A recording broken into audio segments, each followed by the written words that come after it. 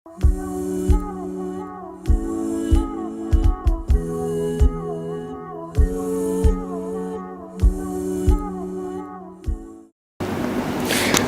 للہ رب العالمین والعاقبۃ للمتقین والصلاة والسلام علی سید الانبیاء والمرسلین نبینا محمد وعلی آلہ وصحبہ اجمعین۔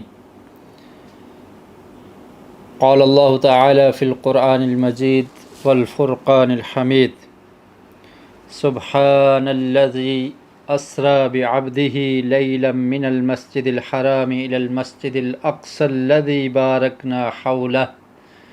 باركنا حوله لنريه من آياتنا إنه هو السميع البصير۔ مسجد اقصی، اس کا ذکر قرآن مجید میں نبی کریم صلی اللہ علیہ وسلم کے فرامین میں موجود ہے۔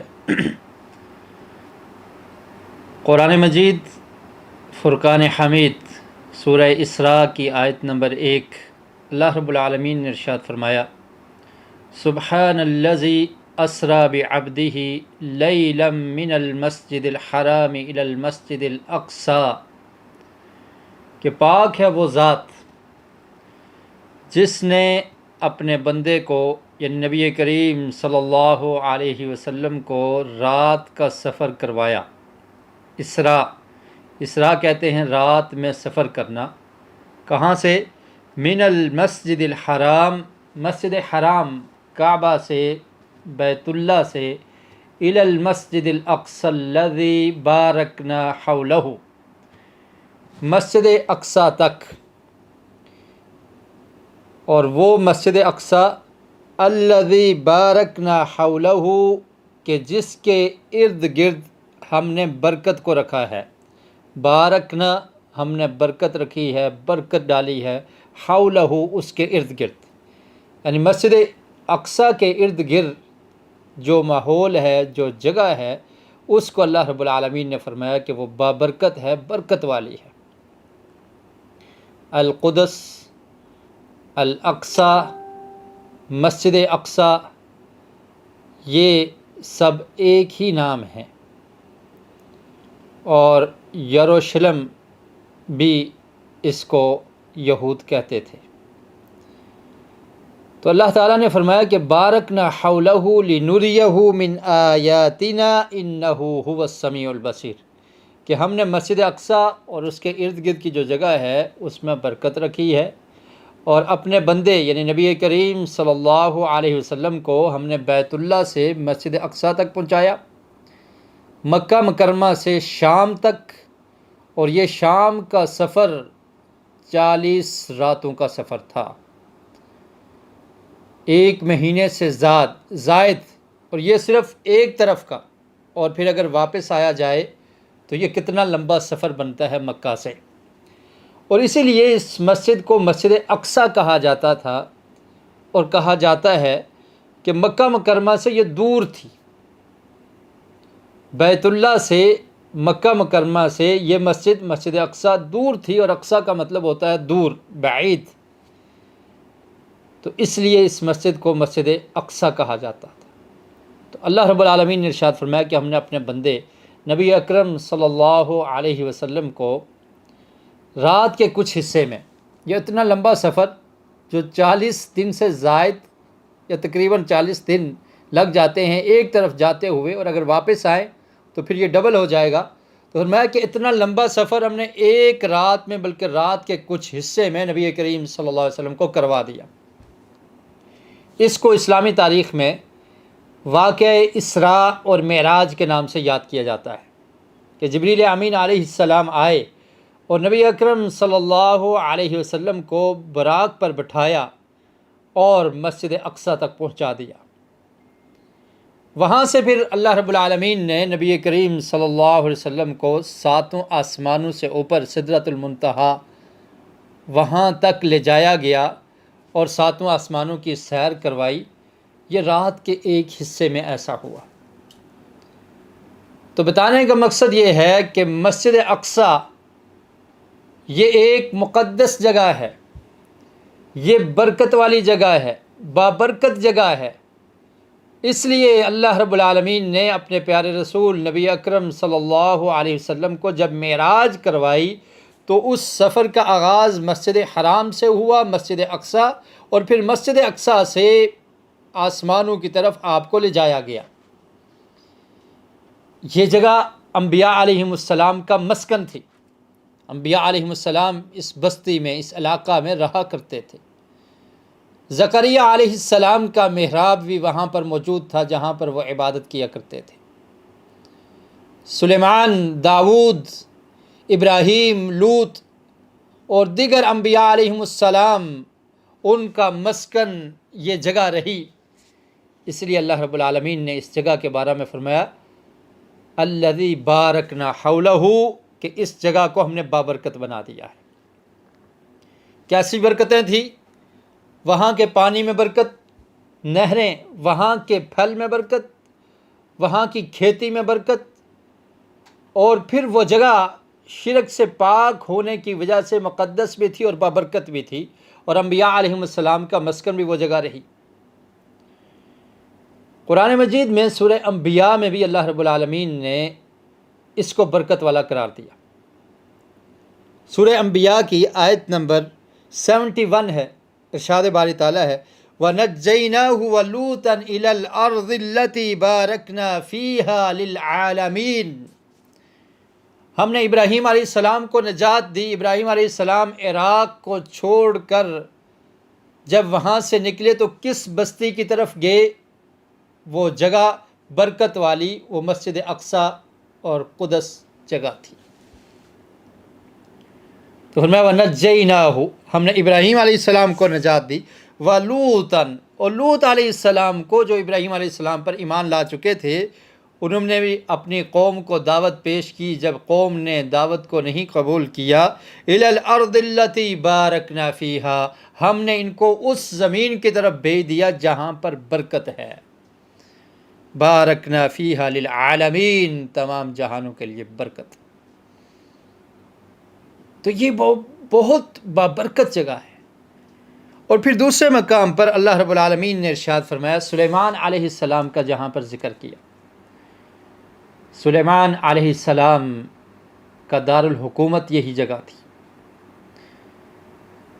سلیمان علیہ السلام کے بارے میں اللہ رب العالمین نے سورہ انبیاء میں آیت نمبر 81 میں ارشاد فرمایا وَلِسُلَيْمَانَ الرِّيحَ عَاصِفَةً تَجْرِي بِأَمْرِهِ إِلَى الْأَرْضِ الَّتِي بَارَكْنَا فِيهَا وَكُنَّا بِكُلِّ شَيْءٍ عَالِمِينَ۔ میں سلیمان علیہ السلام کو ہم نے ایسی حکومت عطا کی تھی، ایسی طاقت اور قوت عطا کی تھی، ایسا بادشاہ ان کو بنایا تھا کہ اس جیسی بادشاہت ان کے بعد کبھی کسی کو نہیں ملی۔ اور یہ سلیمان علیہ السلام کی دعا بھی تھی۔ تو فرمایا کہ سلیمان علیہ السلام کے لیے ہم نے ہوا کو مسخر کر دیا۔ اسی صورت میں سورہ انبیاء کی آیت نمبر 80 میں داؤد علیہ السلام کا بھی ذکر ہے کہ داؤد علیہ السلام کو ہم نے ایسی آواز عطا کی کہ پرندے اور درخت ان کی آواز داؤد علیہ السلام کی آواز کے ساتھ گونج جایا کرتے تھے، وہ بھی ان کی آواز کے ساتھ تسبیح کیا کرتے تھے۔ اور سلیمان علیہ السلام کے بارے میں فرمایا کہ ہم نے ہوا کو بھی ان کے مسخر کر دیا، یعنی ہوا کو جیسے حکم دیتے اسی طرف ہوا چلنا شروع ہو جاتی، اور پھر ہوا کے ذریعے سفر کرنا ہوتا تو سلیمان علیہ السلام جیسے آج لوگ ہوائی جہازوں پر سفر کرتے ہیں، سلیمان علیہ السلام ہوا ان کے تابع تھی، مسخر تھی۔ کسی جگہ پر جانا ہوتا وہ مہینوں کا سفر ہوا کو حکم دیتے اور ہوا پر سوار ہو کر اس جگہ پر پہنچ جاتے۔ تو فرمایا وَلِسُلَيْمَانَ الرِّيحَ عَاصِفَةً، تیز چلنے والی ہوا، تجری بِأَمْرِهِ، اس کے حکم کے ساتھ چلتی تھی۔ اللہ نے یہ اختیار دیا تھا، ہوا کو مسخر کر دیا۔ تجری بِأَمْرِهِ إِلَى الْأَرْضِ الَّتِي بَارَكْنَا فِيهَا، کسی اور جگہ پر ہوتے ہوا کو حکم دیتے کہ واپس مسجد اقصی پہنچنا ہے، تو فرمایا کہ اس زمین کی طرف وہ ہوا چل دیتی بارکنا فیہا جس میں ہم نے برکت کو رکھا ہے، وَكُنَّا بِكُلِّ شَيْءٍ عَالِمِينَ اور ہم ہر چیز کے بارے میں جاننے والے ہیں۔ انبیاء علیہم السلام کا مسکن بیت المقدس تھا۔ یہ کتنی شان والی جگہ ہے، کتنی عزت اور رفعت والی جگہ ہے، جہاں سے انبیاء علیہم السلام نے توحید کا پیغام دیا، اس دعوت کو پھیلایا، جہاں پر انبیاء علیہم السلام رہے۔ اور اس سے بڑا شرف کیا ہو سکتا ہے کہ جس کو اللہ رب العالمین برکت والی جگہ کہتے ہیں۔ نبی اکرم صلی اللہ علیہ وسلم جب مسجد حرام سے مسجد اقصی پہنچے، وہاں پھر صحیح مسلم کی حدیث میں ہے، نبی کریم صلی اللہ علیہ وسلم نے انبیاء علیہ السلام کی امامت کروائی۔ پیارے رسول صلی اللہ علیہ وسلم امام ہیں اور انبیاء علیہ السلام آپ کی اقتداء میں نماز ادا کرتے ہیں، اور جگہ کون سی ہے؟ مسجد اقصی۔ اور پھر اس مسجد کے بارے میں نبی کریم صلی اللہ علیہ وسلم کے چند فرمودات آپ کے سامنے رکھتا ہوں۔ آقا علیہ الصلوۃ والسلام نے ارشاد فرمایا، ابو سعید خدری رضی اللہ تعالیٰ عنہ بیان کرتے ہیں، صحیح بخاری کی حدیث ہے، حدیث کا نمبر ہے 1864، فرمایا وَلَا تُشَدُّ الرِّحَالُ إِلَّا إِلَىٰ ثَلَاثَةِ مَسَاجِدَ، فرمایا کہ صرف 3 مسجدیں ایسی ہیں جن کی طرف سفر کیا جا سکتا ہے، جن کی طرف قصد سے، ارادے سے، ثواب کی نیت سے سفر کرنا جائز ہے، وہ 3 مساجد ہیں۔ کون کون سی؟ مسجد الحرام، بیت اللہ، کعبہ، مکہ مکرمہ میں جو مسجد ہے، کعبہ کے گرد مسجد حرام جس کو کہا جاتا ہے، اس کی طرف، اور دوسرا فرمایا مسجدی، اور میری مسجد، مسجد نبوی، نبی کریم صلی اللہ علیہ وسلم کی مسجد جو مدینہ میں ہے اس کی طرف، اور تیسری کس مسجد کا ذکر کیا؟ وہ مسجد الاقصی، مسجد اقصی کی طرف ثواب کی نیت سے سفر کیا جا سکتا ہے۔ اور پھر ایک روایت میں ہے کہ نبی کریم صلی اللہ علیہ وسلم نے ارشاد فرمایا کہ میری مسجد میں نماز پڑھنا، اس کا ثواب آپ جانتے ہیں، صحیح حدیث کے مطابق 1000 نماز کے برابر ہے۔ مسجد نبوی میں نماز پڑھنے کا ثواب 1000 نماز کے برابر ہے۔ اور مسجد اقصی کے بارے میں فرمایا کہ میری مسجد میں نماز پڑھنا اس سے 4 گنا بہتر ہے، یعنی اگر 4 گنا کم کریں گے تو 250، 1000 کا ثواب ملے گا مسجد نبوی میں، اور مسجد اقصی میں نماز پڑھنے کا ثواب 250 مرتبہ نماز پڑھنے کے برابر ثواب ہے۔ اور پھر یہ وہ مسجد ہے، مسجد اقصی، جس کے بارے میں ایک روایت سنن ابن ماجہ اور سنن نسائی میں ہے، عبداللہ بن عمر رضی اللہ تعالیٰ عنہ بیان کرتے ہیں کہ نبی کریم صلی اللہ علیہ وسلم نے ارشاد فرمایا، لما فرغ سلیمان بن داود من بناء بیت المقدس،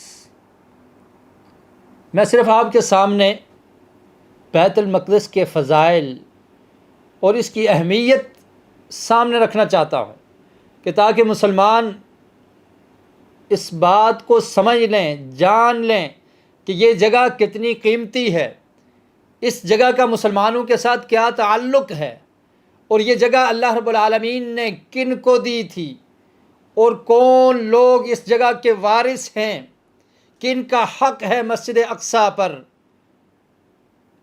کون وہ لوگ ہیں جو مسجد اقصی کے وارث بن سکتے ہیں، یا جن کو یہ وراثت ملی ہے، وہ لوگ کون ہیں؟ وہ مسلمان ہیں۔ اور پھر کس طرح سے مسلمانوں سے یہ جگہ چھین لی گئی، اور جب جب چھینی گئی مسلمانوں نے کس طرح سے اس جگہ کو، اس مسجد کو حاصل کیا، اس اقصی کے لیے کتنی قربانیاں دی گئی، صحابہ کرام نے کس طرح سے جد و جہد کی، اور پھر ہمارے اسلاف میں مسلمانوں نے کس طرح سے اس مسجد کو حاصل کیا، صلیبیوں کے قبضے سے چھڑایا۔ کس وجہ سے یہ کام کیا؟ کیونکہ یہ مسجد یہ بڑی اہمیت کی حامل ہے، اس کا خاص تعلق ہے دین اسلام کے ساتھ، مسلمانوں کے ساتھ۔ آقا علیہ الصلوۃ والسلام نے ارشاد فرمایا، لما فرغ سلیمان ابن داود من بناء بیت المقدس سأل اللہ ثلاثا حکما یصادف حکمہ وملکا لا ينبغی لأحد من بعده وألا يأتي هذا المسجد أحد لا يريد إلا الصلاة فيه إلا خرج من ذنوبه كيوم ولدته أمه فقال النبي صلى الله عليه وسلم أما اثنتان فقد أعطيهما وأرجو أن يكون قد أعطي الثالثة۔ فرمایا نبی کریم صلی اللہ علیہ وسلم نے کہ جب سلیمان بن داود بیت المقدس کی تعمیر سے فارغ ہوئے، بیت المقدس کو دوبارہ تعمیر کرنے والے سلیمان علیہ السلام ہیں، تو سلیمان علیہ السلام نے اللہ تعالیٰ سے 3 دعائیں کی۔ اس سے یہ بھی پتہ چلتا ہے کہ اگر کوئی اہم کام کیا جائے، نیکی کا کام کیا جائے، تو اس کے بعد یہ دعا کرنی چاہیے کہ اللہ تعالیٰ اس عمل کو ہم سے قبول فرما لے، اور پھر نیکی کا کام کرنے کے بعد کوئی اور دعا بھی کی جا سکتی ہے۔ اچھے اعمال کا وسیلہ دینا یہ بھی احادیث سے ثابت ہے، جیسے ابراہیم علیہ السلام نے جب بیت اللہ کو تعمیر کیا تو کیا دعا کی؟ ربنا تقبل منا انک انت السمیع العلیم۔ ابراہیم اور اسماعیل علیہ السلام بیت اللہ کی تعمیر کر رہے ہیں، اور پھر اللہ تعالیٰ سے دعا کر رہے ہیں کہ اللہ تعالیٰ ہمارے اس عمل کو قبول فرما لے۔ سلیمان علیہ السلام نے 3 دعائیں کی بیت المقدس کو تعمیر کرنے کے بعد۔ پہلی دعا کیا تھی؟ حکماً یصادف حکمہ، کہ اللہ تعالیٰ مجھے ایسا حکم عطا کر دے، ایسا فیصلہ عطا کر دے، فیصلے کی قوت دے دے کہ میں جو فیصلہ کروں وہ فیصلہ تیرے حکم کے مطابق ہو، تیری رضا کے مطابق ہو، یعنی ایسا فیصلہ ہو جو تجھے پسند آ جائے، یعنی میرا فیصلہ تیرے فیصلے کے خلاف نہ ہو بلکہ تیرے فیصلے کی حمایت اس کو حاصل ہو۔ اللہ تعالیٰ نے اس دعا کو بھی قبول کر لیا۔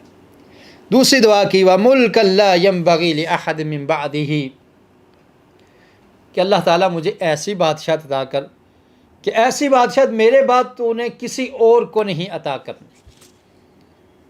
اور تیسری دعا کیا کی؟ وَأَلَّا يَأْتِيَ هَذَا الْمَسْجِدَ أَحَدٌ لَا يُرِيدُ إِلَّا الصَّلَاةَ، کہ کوئی بھی نماز کے ارادے سے اس مسجد میں بیت المقدس کی طرف آئے تو اللہ تعالیٰ تو اس کے گناہوں کو اس طرح سے معاف کر دے، خرج من ذنوبہ کیوم ولدتہ امہ، کہ جیسے آج ہی وہ دنیا میں آیا ہے، آج ہی اس کی ولادت ہوئی ہے، آج ہی وہ پیدا ہوا ہے، اس طرح سے اس کو گناہوں کو صاف کر دے جو نماز کے ارادے سے بیت المقدس میں آتا ہے اور آ کر نماز ادا کرتا ہے۔ اللہ اکبر، کتنی عظیم دعا ہے۔ پیارے رسول صلی اللہ علیہ وسلم نے ارشاد فرمایا کہ اللہ رب العالمین نے سلیمان علیہ السلام کی 2 دعاؤں کو قبول کر لیا۔ آپ فیصلہ جو کرتے تھے وہ بھی اللہ کی رضا کے موافق ہوتا تھا، اور ایسی بادشاہت اللہ تعالیٰ نے عطا کر دی کہ اس کے بعد ایسی بادشاہت کسی کو نہیں ملی۔ جنوں پر بھی کنٹرول ہے، ہوا پہ بھی کنٹرول ہے، پرندوں پر بھی کنٹرول ہے۔ سلیمان علیہ السلام کو اللہ تعالیٰ نے ایسی بادشاہت عطا کی، اور پھر فرمایا وَأَرْجُو أَن يَكُونَ قَدْ أُعْطِيَ الثَّالِثَةَ، اللہ کے رسول نے فرمایا کہ مجھے امید ہے کہ اللہ تعالیٰ نے تیسری دعا کو بھی قبول کر لیا ہوگا۔ نماز بیت المقدس میں پڑھنے کا کیا ثواب ہے؟ سابقہ گناہ اللہ تعالیٰ معاف کر دیتے ہیں۔ اور پھر یہ وہ مسجد ہے، مسجد اقصیٰ، جو دنیا میں دوسرے نمبر پر بنی۔ نبی کریم صلی اللہ علیہ وسلم کے ارشاد ہے، صحیح بخاری کی حدیث کا نمبر ہے 3425۔ ابو ذر رضی اللہ تعالیٰ عنہ بیان کرتے ہیں، قلت یا رسول اللہ صلی اللہ علیہ وسلم ایو مسجد وضع اول، سب سے پہلے کون سی مسجد بنائی گئی؟ قال المسجد الحرام، اللہ کے رسول نے فرمایا کہ مسجد حرام بیت اللہ، اس کو سب سے پہلے دنیا میں بنایا گیا۔ قلت ثم ای، ابو ذر رضی اللہ تعالیٰ عنہ سوال کرتے اللہ کے رسول اس کے بعد کس مسجد کا نمبر آتا ہے؟ قال ثم المسجد الاقصی، پھر مسجد اقصی کو بنایا گیا۔ قلت کم بینہما، فرمایا اللہ کے رسول یہ بتائیے کہ ان دونوں کے درمیان کتنا فرق ہے؟ پہلے اور دوسرے نمبر کے درمیان، مسجد حرام اور مسجد اقصی کے درمیان کتنا فرق ہے؟ کتنی دیر بعد بنی؟ مسجد حرام کے بعد کتنی دیر کے بعد مسجد اقصی کو بنایا گیا؟ فرمایا 40 سال کے بعد۔ اور پھر اللہ کے رسول نے فرمایا حیثما ادرکتک الصلاۃ فصلی والارض لک مسجد، فرمایا ابو ذر جہاں پر بھی نماز کا وقت ہو جائے نماز کو فوری پڑھ لو، اللہ رب العالمین نے پوری زمین کو مسجد سجدہ گاہ بنایا ہے۔ تو یہ دوسرے نمبر پر جو مسجد بنی وہ مسجد اقصی ہے۔ اور پھر اس سے اہم بات، قبلہ اول، مسلمانوں کا پہلا قبلہ وہ مسجد اقصی ہے۔ بہت ساری احادیث ہیں، اختصار کے ساتھ میں چند کا ذکر کر رہا ہوں۔ صحیح البخاری کی حدیث ہے اور صحیح مسلم میں بھی ہے۔ صحیح مسلم میں اس کا نمبر 525، حضرت براء بن عازب رضی اللہ تعالیٰ عنہ بیان کرتے ہیں صلیت مع النبی صلی اللہ علیہ وسلم الی بیت المقدس، فرماتے ہیں کہ ہم نے نبی کریم صلی اللہ علیہ وسلم کے ساتھ بیت المقدس کی طرف منہ کر کے نماز پڑھی۔ نماز جب فرض ہوئی اس کے بعد بیت المقدس کی طرف منہ کر کے نماز پڑھی جاتی تھی۔ مسلمانوں کا قبلہ کون سا تھا؟ آج بیت اللہ ہے، اس وقت کون سا تھا؟ بیت المقدس تھا۔ کتنے مہینے تک؟ ایک روایت کے الفاظ ہیں 16 شہرا، یہ جو روایت میں آپ کے سامنے رکھ رہا ہوں اس میں کیا ہے؟ 16 شہرا، اور ایک روایت میں 17 کہ 16 مہینے یا 17 مہینے تک بیت المقدس کی طرف منہ کر کے نمازیں ہوتی رہی۔ نبی کریم صلی اللہ علیہ وسلم مسجد نبوی میں نماز پڑھا رہے ہیں، منہ بیت المقدس کی طرف، بیت المقدس کی طرف منہ کر کے نماز پڑھتے رہے۔ براء بن عازب کہتے ہیں 16 مہینے تک، 1 سال اور 4 مہینے ہم بیت المقدس کی طرف منہ کر کے نماز پڑھتے رہے۔ یہ مسلمانوں کا قبلہ ہے، قبلہ اول، مسلمانوں کا قبلہ۔ اگر مسلمان اپنے قبلے کی نہ حفاظت کر سکیں تو پھر پیچھے کیا رہ جائے گا؟ 16 مہینے تک بیت المقدس کی طرف منہ کر کے نماز پڑھتے رہے۔ اور حتی نزلت الآیہ التی فی البقرہ، پھر قرآن مجید کی وہ آیت نازل ہوئی جس میں اللہ رب العالمین نے مسلمانوں کو یہ حکم دیا۔ نبی کریم صلی اللہ علیہ وسلم کے بارے میں بھی فرمایا قد نرى تقلب وجهك في السماء فلنولينك قبلة ترضاها، کہ ہم آپ کے چہرے کو بار بار آسمان کی طرف اٹھتا ہوا دیکھتے ہیں۔ اللہ رب العالمین 7 آسمانوں کے اوپر عرش پر مستوی ہے، بار بار آسمان کی طرف اٹھتا ہوا چہرہ دیکھتے ہیں۔ ہم نے آپ کی خواہش کے مطابق آپ کے چہرے کو اسی طرف پھیر دیا ہے، آپ قبلہ بیت اللہ کو قبلہ بنا لیں، اس طرف منہ کر کے نماز ادا کر لیا کریں۔ اور پھر یہ آیت نازل ہوئی وَحَيْثُمَا كُنْتُمْ فَوَلُّوا وُجُوهَكُمْ شَطْرَهُ، سورہ بقرہ کی آیت نمبر 144، کہ جہاں پر بھی تم ہو اپنے چہروں کو اسی کی طرف یعنی بیت اللہ کی طرف پھیر لو۔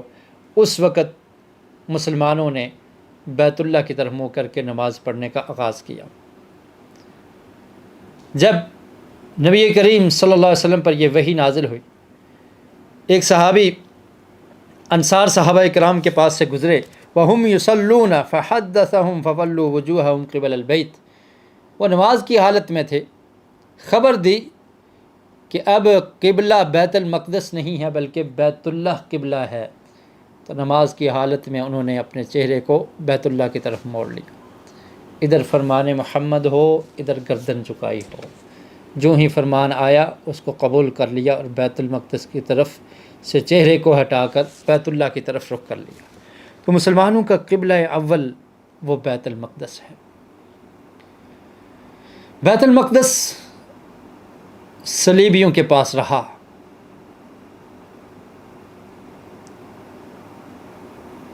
صحابہ کرام کے دور میں حضرت عمر فاروق رضی اللہ تعالیٰ عنہ کے عہد خلافت میں 16 ہجری میں اس کو فتح کیا گیا۔ ابو عبیدہ بن جراح رضی اللہ تعالیٰ عنہ اور دیگر صحابہ کرام شام کے علاقے میں شام کی فتوحات کر رہے تھے۔ اس کے بعد اب یہ باری آ گئی کہ بیت المقدس اور اس مقدس شہر کو بھی صلیبیوں سے آزاد کروایا جائے۔ محاصرہ کر لیا، بہت عرصے تک محاصرہ رہا۔ صلیبی اور عیسائی لوگ یہ جانتے تھے، ان کی کتابوں میں لکھا ہوا تھا کہ بیت المقدس کو مسلمان آزاد کروا لیں گے اور یہ مسلمانوں کے کنٹرول میں چلا جائے گا، اور یہ نشانیاں بھی لکھی تھی کہ اس کو آزاد کروانے والا جو شخص ہوگا درویش آدمی ہوگا۔ تو عیسائیوں کے علماء نے ابو عبیدہ بن جراح، عمر بن عاص رضی اللہ تعالی عنہم ان سے کہا کہ ہماری کتابوں میں جو لکھا ہوا ہے، جو علامات ہیں، وہ تم میں نہیں پائی جاتی۔ انہوں نے حضرت عمر فاروق رضی اللہ تعالی عنہ کو پیغام بھیجا کہ وہ علامات آپ میں پائی جاتی ہیں، لہٰذا آپ تشریف لائیے اور بیت المقدس کو سنبھالیے۔ بیت المقدس کی چابیاں، مسجد اقصیٰ کی چابیاں آپ کو دی جائیں گی۔ حضرت عمر فاروق رضی اللہ تعالیٰ عنہ تشریف لائے اور پھر صحابہ کرام کو آ کر مخاطب کر کے فرمایا کہ اللہ رب العالمین نے اسلام کی وجہ سے ہمیں عزت اور توقیر دی ہے۔ صلیبیوں کے ساتھ معاہدہ ہوا اور بیت المقدس مسلمانوں کے سپرد کر دیا گیا۔ مسلمانوں نے حضرت عمر فاروق رضی اللہ تعالیٰ عنہ کے عہد میں اس بیت المقدس کو سنبھال لیا، اور پھر یہ معاہدہ طے پایا کہ یہود یہاں پر نہیں رہ سکیں گے، ان کو ادھر رہنے کی اجازت نہیں ہوگی۔ ہاں، اگر اپنی عبادت کے لیے آتے ہیں تو آئیں اور پھر جائیں گے، یہاں پر رہنا، مستقل سکونت اختیار کرنا، یہ ان کے لیے درست نہیں ہے۔ اور صلیبیوں نے مسلمانوں کے ساتھ یہ معاہدہ کیا اور یہ طے ہوا کہ یہود اس ایریے میں آباد نہیں ہو سکیں گے۔ یہ معاہدہ چلتا رہا۔ تاریخ اسلامی میں اس معاہدے کو محفوظ کر لیا، اور پھر خلافت عثمانیہ نے بھی، خلافت عثمانیہ کا وہ دور جب کمزور حکمران آ گئے، اس وقت بھی انہوں نے، یہودیوں نے بڑی بڑی آفر کی، بڑی رشوت پیش کی، لیکن انہوں نے اس معاہدے کو نہیں توڑا اور ان کو وہاں پر سکونت کی اجازت نہیں دی۔ یہ سلسلہ چلتا رہا۔ پھر صلاح الدین ایوبی کے دور میں، خلافت عباسیہ میں، پھر اس بیت المقدس کو صلیبیوں سے چھڑایا گیا۔ میں اسلامی تاریخ اور اس کے صرف چند واقعات، بیت المقدس کی اہمیت اور اس کے فضائل اور اس کی برکات اور اس کے جو اصل وارث ہیں، وہ بیان کرنے کی غرض سے آپ کے سامنے رکھ رہا ہوں۔ پوری ڈیٹیل سامنے رکھنا وقت کی کمی کے باعث ممکن نہیں ہے۔ صلاح الدین ایوبی نے حطین کے بعد، معرکہ حطین کے بعد، جب بیت المقدس کو صلیبیوں سے آزاد کروایا، صلیبی کتنے سال یہاں پر رہے اور انہوں نے مسلمانوں کو کس طرح یہاں سے نکالا، مسلمانوں کی خون کی ندیاں بہائی تھی، مسلمانوں پہ ظلم و ستم کیے تھے۔ لیکن اسلام امن کا دین ہے، اسلام سلامتی کا دین ہے۔ جب صلاح الدین ایوبی نے اس کا محاصرہ کر لیا، اب صلیبی پریشان ہیں، تو صلاح الدین ایوبی نے ان سے کہا کہ تم لوگ فدیہ دے کر جان چھڑا سکتے ہو، اور آسان سا فدیہ مقرر کر دیا کہ مرد 10 درہم اور جو خواتین ہیں 5، اور جو بچے ہیں جو بلوغت کی عمر کو نہیں پہنچے وہ صرف 2 درہم دے کر تو یہاں سے جا سکتے ہیں۔ اور پھر صلیبیوں میں یہ خوف تھا کہ جس طرح سے ہم نے مسلمانوں پر ظلم و ستم کیا ہے شاید یہ بھی ایسا ہی کریں گے، لیکن صلاح الدین ایوبی رحمۃ اللہ علیہ نے ایسا نہ کیا اور ان کے ساتھ حسن سلوک کیا، اور پھر مسلمان دوبارہ سے قبلہ اول کے وارث بن جاتے ہیں۔ بیت المقدس یہ مسلمانوں کے پاس رہا۔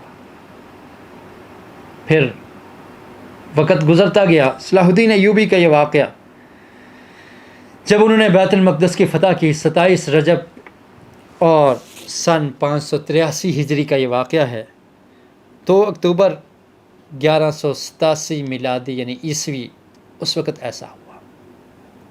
وقت گزرنے کے ساتھ ساتھ پھر یہودیوں نے یہاں پر سکونت بھی اختیار کی اور پھر اس پر قبضہ کر لیا، اور اب یہ بیت المقدس یہودیوں کے قبضے میں ہے۔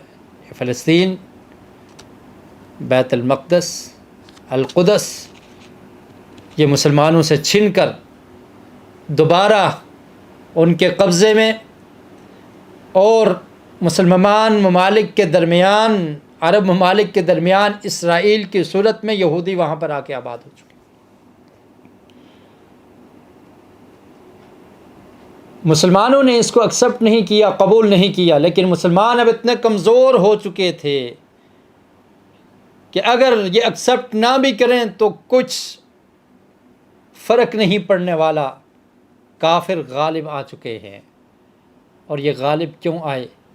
مسلمانوں نے بزدلی کا مظاہرہ کیا، مسلمانوں نے اس دین حمیت جس میں غیرت ہے، جو دین عزت اور شرف والا دین ہے، اس پر عمل کرنا چھوڑ دیا، آپس میں بکھر گئے، کوئی مسالک کی جنگ، کوئی فقہ کی جنگ لڑ رہے ہیں، آپس میں ٹولیاں ٹولیاں ہو گئے، علیحدہ علیحدہ ہو گئے، مختلف ممالک بن گئے، ہر ملک اپنے مفاد کو دیکھتا ہے، میری معیشت، میری تجارت، میری تمام تر صورتحال وہ بہتر ہونی چاہیے، اسے اسلام سے، اسلام کی محبت، اسلامی جذبہ، اسلامی اخوت اور حمیت وہ مسلمانوں کے دل سے ختم ہوتی چلی گئی۔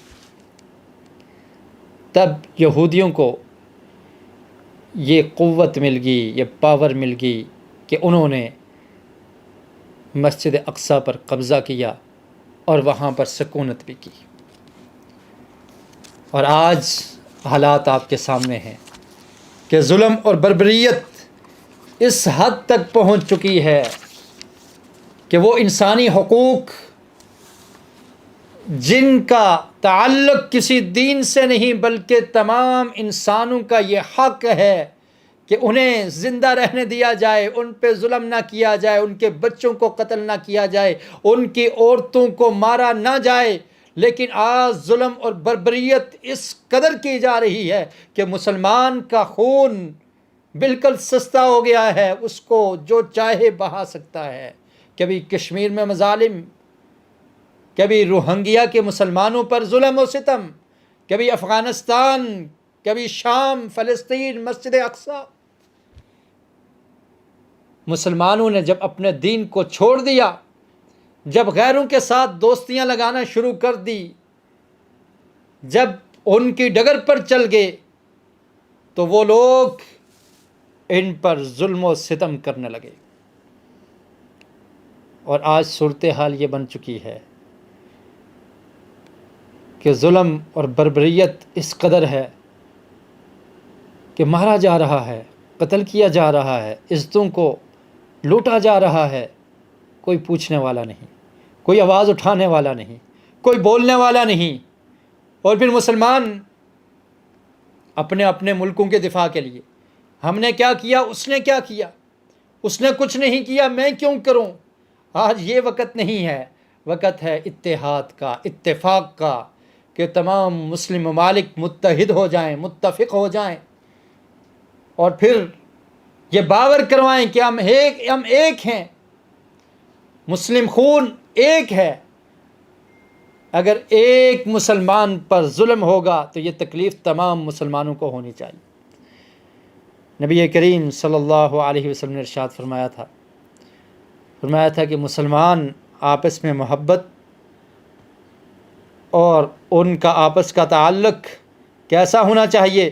فرمایا تری المؤمنین فی تراحمہم وتوادہم وتعاطفہم کمثل الجسد، کہ ان کا آپس میں تعلق، رحم دلی، محبت، شفقت ایسی ہونی چاہیے کمثل الجسد، ایک جسم کی مانند۔ آج یہ وقت نہیں ہے کہ کس نے کیا کیا، کس نے کیا نہیں کیا، آج وقت یہ ہے کہ فلسطین کے مظلوم مسلمانوں کی مدد کی جائے، جو پکار کر مدد کے لیے کہہ رہے ہیں۔ مسلم امہ کہاں ہے؟ آج کسی ایک مسلم ملک کی یہ ذمہ داری نہیں ہے، بلکہ تمام مسلم ممالک کی یہ ذمہ داری ہے کہ وہ اپنے مسلمان بھائیوں کی مدد کریں، ان کی نصرت کریں، اور اس ظلم کو اپنے ہاتھ سے روکنے کی کوشش کریں۔ جہاد کا علم بلند کیا جائے، اور جب مسلمانوں نے جہاد کو چھوڑ دیا وہ ذلیل و خوار ہو گئے۔ اللہ کے رسول نے فرمایا کہ مسلمانوں کی آپس میں محبت ایسے ہونی چاہیے کمثل الجسد، ایک جسم کی مانند۔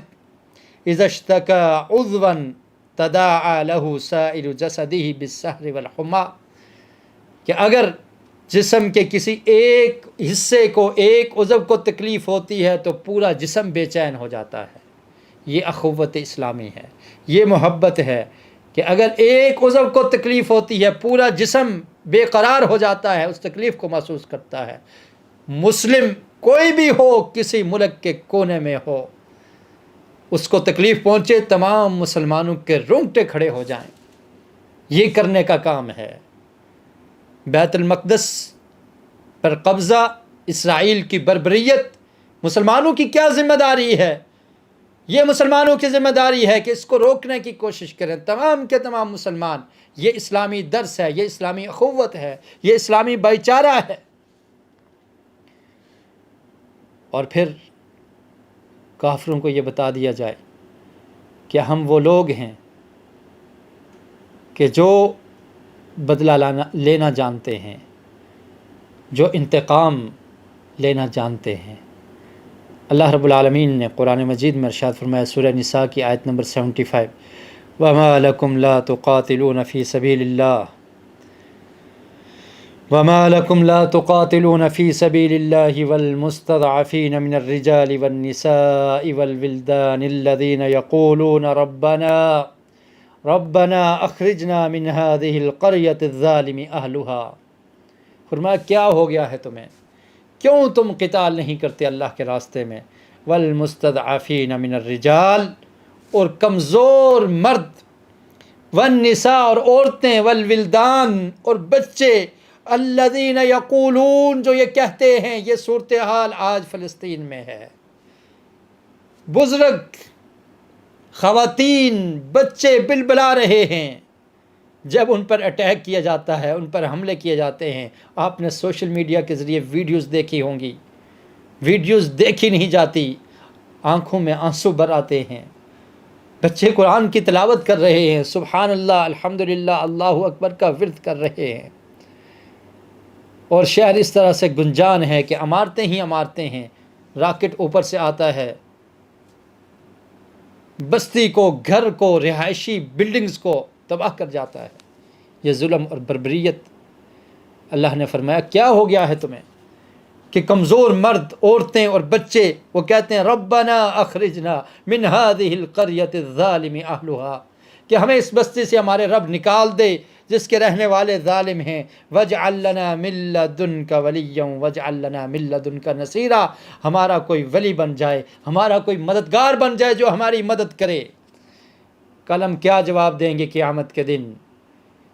یہ فلسطین کے لوگ، یہ مظلوم لوگ ہوں گے، ہم لوگوں کا گریبان ہوگا۔ آج یہ سمجھا جاتا ہے ہم سکون سے ہیں، کوئی پرواہ نہیں ہے۔ اسلام ہمیں اس چیز کا درس نہیں دیتا، اور آج ان کی باری ہے، یہ باری ہم پر بھی آ سکتی ہے۔ آج اگر ہم مضبوطی کے ساتھ، قوت کے ساتھ، طاقت کے ساتھ کھڑے نہ ہوئے، یہ ہماری ذمہ داری ہے، یہ ہمارے کام ہیں کرنے کے، کہ وہ ظالم لوگ ظلم کر رہے ہیں اور وہاں کے بچے، وہاں کی عورتیں یہ کہہ رہی ہیں ربنا اخرجنا من هذه القرية الظالم اهلها، کہ اللہ تعالی ہمیں اس بستی سے نکال دے، کوئی مددگار آ جائے، کوئی ولی آ جائے، کوئی ہماری مدد کرنے والا، مدد کو ترس رہے ہیں، مدد کی پکار لگ رہی ہے۔ اور اللہ رب العالمین نے فرمایا الذین آمنوا یقاتلون فی سبیل اللہ والذین کفروا یقاتلون فی سبیل الطاغوت فقاتلوا اولیاء الشیطان، فرمایا کہ وہ لوگ جو ایمان والے ہیں وہ اللہ کے راستے میں قتال کرتے ہیں، اور جو کافر ہیں وہ طاغوت کے راستے میں قتال کرتے ہیں، طاغوت کے لیے لڑائی کرتے ہیں۔ فقاتلوا اولیاء الشیطان، شیطان کے دوستوں سے قتال کرو، لڑائی کرو، ان کید الشیطان کان ضعیفا، شیطان کی جو تدبیریں ہیں وہ کمزور ہیں، مومن قوی ہوتا ہے۔ اور پھر اس سے اگلی آیت دیکھیں، اللہ تعالیٰ نے فرمایا الم تر الی الذین قیل لهم کفوا ایدیکم واقیموا الصلاۃ وآتوا الزکاۃ، فرمایا یاد کرو اس وقت کو جب تم پر قتال اور جہاد فرض نہیں تھا۔ صحابہ اکرام کو فرمایا مکہ کی زندگی کو دیکھو، تمہیں یہ حکم دیا گیا تھا نماز قائم کرو، زکوٰۃ ادا کرو، اپنے ہاتھوں کو روکے رکھو، قتال اور لڑائی نہ کرو۔ فلما کتب علیہم القتال اذا فریق منہم، اور پھر جب تم پر لڑائی کرنا فرض کر دیا گیا تو تم میں سے ایک گروہ یخشون الناس کخشیت اللہ، وہ لوگوں سے ڈرنے لگے، کخشیت اللہ، جیسے اللہ سے ڈرنے کا حق ہے۔ لوگوں کا ڈر ہمیں آج اپنے مسلمانوں کی مدد نہیں کرنے دے رہا۔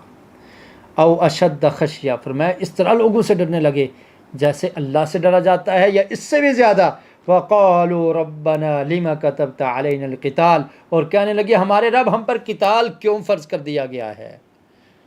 لولا اخرتنا الى اجل قریب، کاش ہمیں کچھ اور مہلت دی جاتی، ہم تو زندہ رہنا چاہتے ہیں، ہم تو زندگی چاہتے ہیں، زندگی سے محبت اور موت سے نفرت ہو چکی ہے آج مسلمانوں کو۔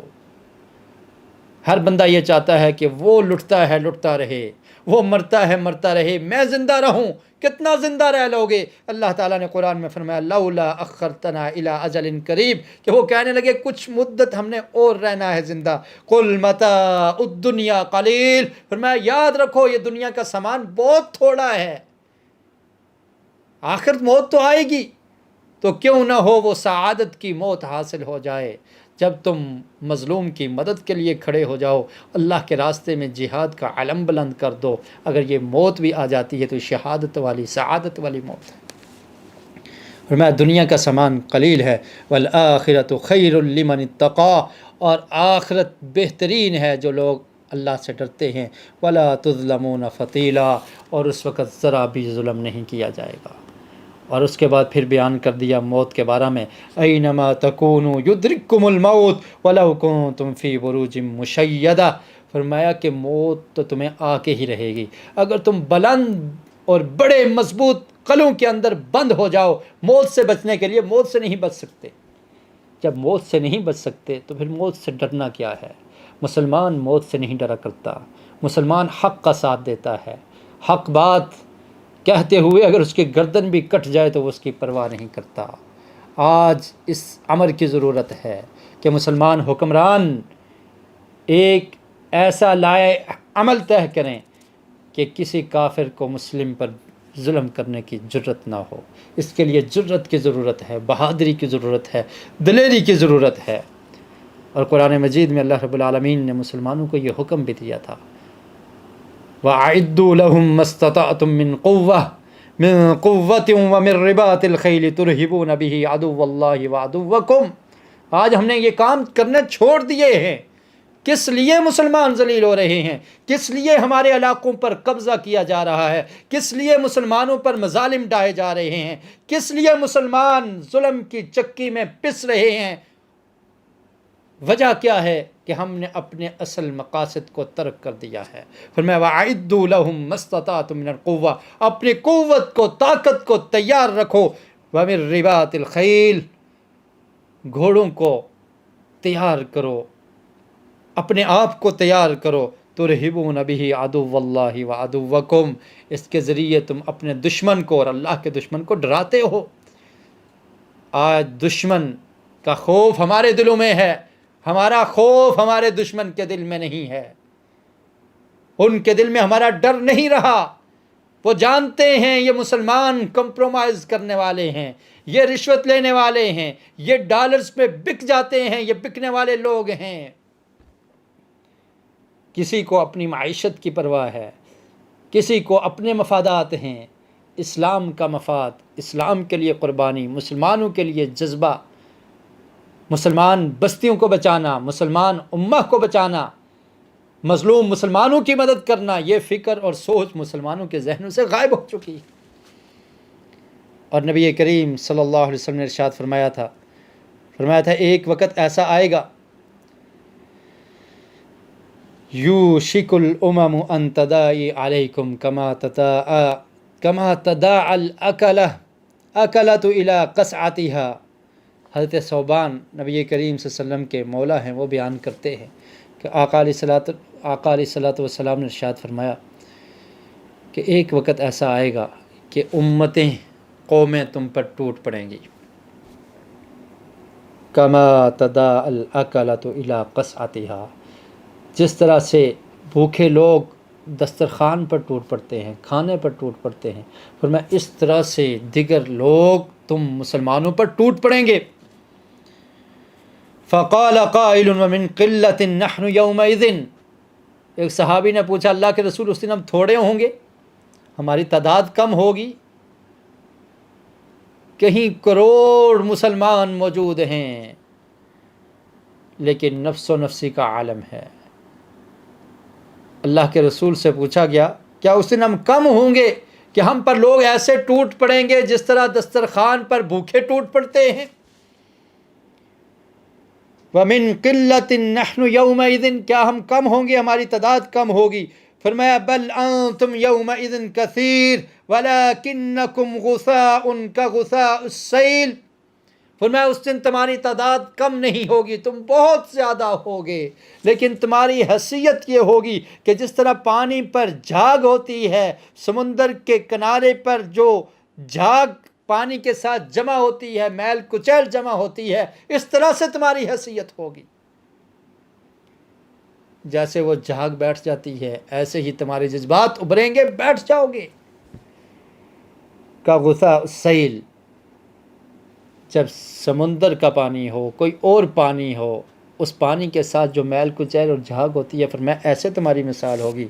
وَلَا يَنزِعَنَّ اللَّهُ مِن صُدُورِ عَدُوِّكُمُ الْمَهَابَةَ مِنكُمْ، فرمایا کہ اللہ رب العالمین تمہارے دشمن کے دلوں سے تمہارا خوف ختم کر دے گا، وہ تم سے نہیں ڈریں گے۔ ایک وقت تھا کہ مسلمانوں کے دشمن مسلمانوں سے ڈرا کرتے تھے، فرمایا یہ ختم ہو جائے گا خوف، وہ نہیں ڈریں گے تم سے۔ وَلَا يَقْذِفَنَّ اللَّهُ فِي قُلُوبِكُمُ الْوَهْنَ، اور تمہارے دلوں کے اندر وہن آ جائے گا، تمہارے دلوں کے اندر اللہ تعالیٰ وہن کو پیدا کر دیں گے۔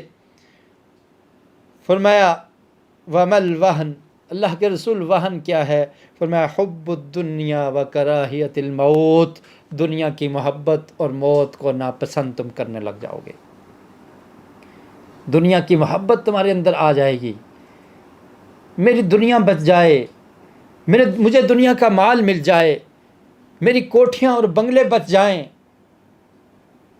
مسلمان ظلم کی چکی میں پستے ہیں، پستے رہیں، میں بچا ہوا ہوں، مجھے دنیا چاہیے، میں مرنا نہیں چاہتا۔ فرمایا ایسی صورتحال ہو جائے گی، حب الدنیا و کراہیت الموت، کہ تمہارے اندر دنیا کی محبت آ جائے گی اور موت سے تم ڈرنے لگ جاؤ گے، موت کا خوف آ جائے گا۔ تو اس وقت کیا ہوگا؟ پھر دیگر اقوام اور دیگر لوگ اور تمہارے دشمن تم پر غلبہ کر لیں گے، تمہیں ایسے کھانے کی کوشش کریں گے جیسے بھوکے لوگ کھانے کو کھانے کی کوشش کرتے ہیں۔ ذرا فکر کیجئے، غور کیجئے، اپنے گریبان میں جھانکیے، آج ہماری کیا صورتحال ہے۔ ان غلطیوں کی اصلاح کی ضرورت ہے۔ بحیث القوم، آج یہ نہیں دیکھنا کہ کون کیا کر رہا ہے، کون کیا نہیں کر رہا، یہ بھی دشمن کو خوش کرنے کے مترادف ہے کہ ہم بجائے اپنے راستے کو سیدھا کر کے اپنے مظلوم بھائیوں کی مدد کے لیے کھڑے ہوں۔ ایک دوسرے پر کرٹیسائز کیا جا رہا ہے، تنقید کی جا رہی ہے، اس ملک نے کیا کیا، اس ملک نے کیا کیا، وہ کیا کرتا رہا، اس کے کیسے تعلقات تھے اسرائیل کے ساتھ، اس کے کیسے تعلقات نہیں ہیں، وہ کیوں نہیں کھڑا ہو رہا، میں کیوں کھڑا ہو جاؤں۔ یہ چیزیں، آپس کی ٹولیاں، آپس کے تفرقہ بازیاں، یہ چیزیں ہمارے دشمن کو خوش کرتی ہیں۔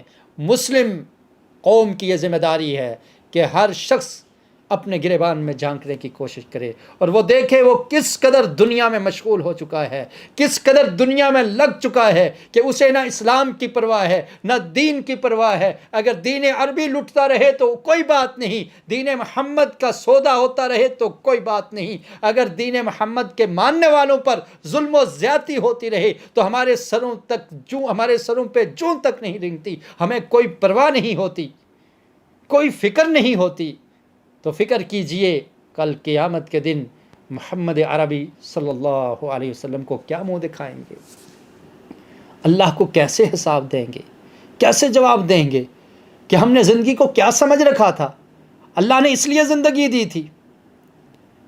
فرمایا اس طرح سے تم لوگوں پر وہ غالب آ جائیں گے، وجہ کیا ہوگی، حب الدنیا و کراہیت الموت، تمہیں دنیا سے محبت ہوگی اور موت کو ناپسند کرنے لگو گے۔ اور پھر نبی کریم صلی اللہ علیہ وسلم نے ارشاد فرمایا، صحیح مسلم کی حدیث ہے، حضرت ابو ہریرہ رضی اللہ تعالیٰ عنہ بیان کرتے ہیں، من مات ولم یغز ولم یحدث به نفسه مات على شعبۃ من نفاق۔ فرمایا وہ شخص جو فوت ہو گیا اور اس نے کبھی لڑائی نہیں کی، غزوہ نہیں کیا، اللہ کے راستے میں نکلا نہیں، اور کبھی اس کے دل میں یہ خیال بھی پیدا نہیں ہوا، مات علی شعبۃ من نفاق، اور نفاق کی موت مرے گا۔ یہ غیرت ایمانی ہے، اس کو بیدار کیجئے، اس کو جگائیے، اور پھر دیکھیے کہ آج مسلمان کس کس فیلڈ میں کمزور ہیں۔ آج اپنی معیشت کے لیے ہم دیگر لوگوں کے محتاج ہیں، کسی سے قرضہ مانگ رہے ہیں، کسی سے بھیک مانگ رہے ہیں۔ کیا وجہ ہے؟ ہم ان فیلڈز میں فیل ہو چکے ہیں، ناکام ہو چکے ہیں۔ وجہ کیا ہے؟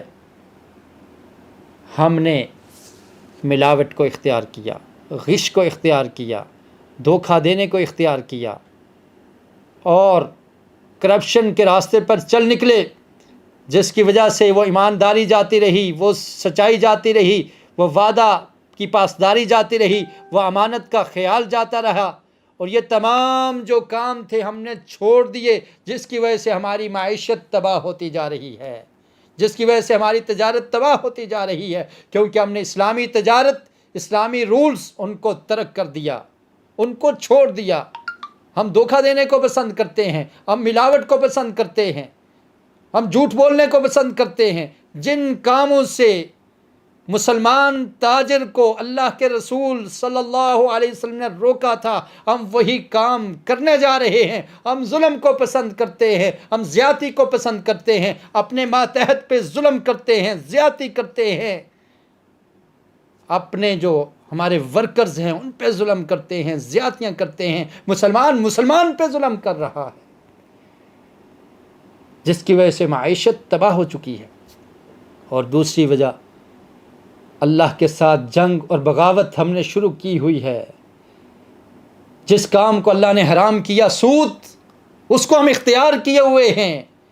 کیسے ترقی آئے گی، کیسے مسلمان کو شرف ملے گا، کیسے عزت اور وقار ملے گا؟ اس نے اللہ کی بغاوت، جس کام سے اللہ نے روکا اس کو اختیار کر رکھا ہے، اس ڈگر پر چل نکلا ہے۔ اس لیے کافر ہم پر غالب آ چکے ہیں، معیشت کے اعتبار سے بھی، اکنامک کے اعتبار سے بھی، قوت اور طاقت کے اعتبار سے بھی۔ وہ غالب کیوں آئے؟ یہ ہماری اپنی کمزوریاں ہیں۔ ہم نے کتاب اللہ کو چھوڑ دیا، محمد رسول اللہ صلی اللہ علیہ وسلم کے فرامین کو ترک کر دیا، ہر لحاظ سے وہ ہم پر غالب آ چکے ہیں۔